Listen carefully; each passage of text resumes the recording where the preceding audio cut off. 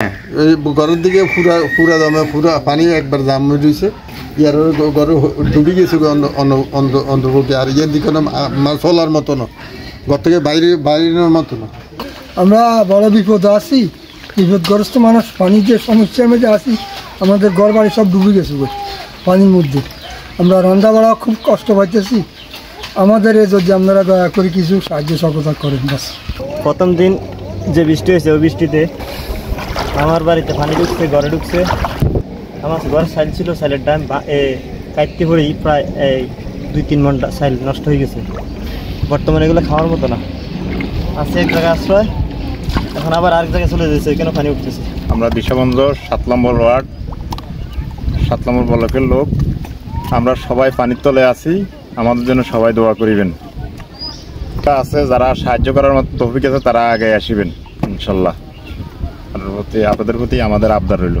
এর জন্য একবারই দুঃখিত, আমরা চলাফেরা করতে পারতেছি না, পানি যেভাবে বাড়তেছে দিন দিন বাড়তে যাইতেছে, আমাকে গদ করে অনেক সমস্যা হইতেছে, বাইরে হয়ে তো অনেক সমস্যা হইতেছে। নৌকা ছাড়া চলা যায়, নৌকা একটা 10-15 হাজার টাকা এখন কিনতে যাইলে বর্তমান যুগে করতেও ঝামেলা, অনেক সমস্যা হইতেছে।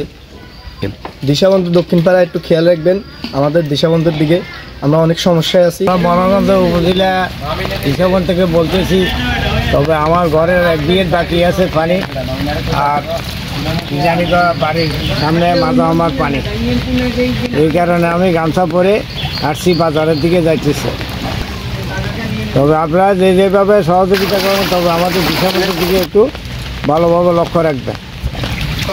দিশাবন্ধ পূর্ব পাড়ার সাইডে সবচেয়ে বেশি মনে বন্যায় ক্ষতিগ্রস্ত হচ্ছে, খাস করে ওইদিকে আরও পূর্ব দিকে গেলে আরও বেশি, অনেক জায়গায় তো কোমর পানির উপরেও পানি আছে। আজকে যেভাবে বৃষ্টি হচ্ছে মনে হয় রাত্রে পানি উঠবে, কিছু ঘরে উঠছে অলরেডি, এদিকে আরও ওই পাশে পূর্ব পাশে উঠছে, আর আরও পূর্ব দিকে গেলে তো আরও বেশি ভয়ানক। ওখানে অনেকের ঘরে তো ঢুকতেই পারতেছে না, পানি এত বেশি হয়ে গেছে। মসজিদের পাশে আমরা অনেক পানি হয়েছে, পানিবন্দি আমরা খাবারও পাইতেছি না। হ্যাঁ, আমরা তো পানির মধ্যে বন্দি হয়ে রয়েছি, এখন চলাফেরাও কষ্ট হচ্ছে, খাওয়া দাওয়া হচ্ছে, রুজি রোজগারও নাই। যদি দিশাবন্ধ এবং তোর দেওয়ার মতন ইচ্ছুক থাকে, যে আমাদের মতন যারা পানিতে বন্দি আছে তাদেরকে সহযোগিতা করার জন্য অনুরোধ রইল।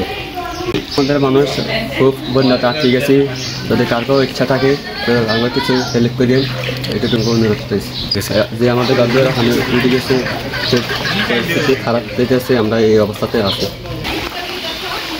আমি এই বন্যার আগে আমার একজন আত্মীয় বাসায় এসেছিলাম, কিন্তু এই বৃষ্টিতে এমন বন্যা হয়েছে যে আমি এখন এই এলাকা থেকে বাইরে হতে পারছি না।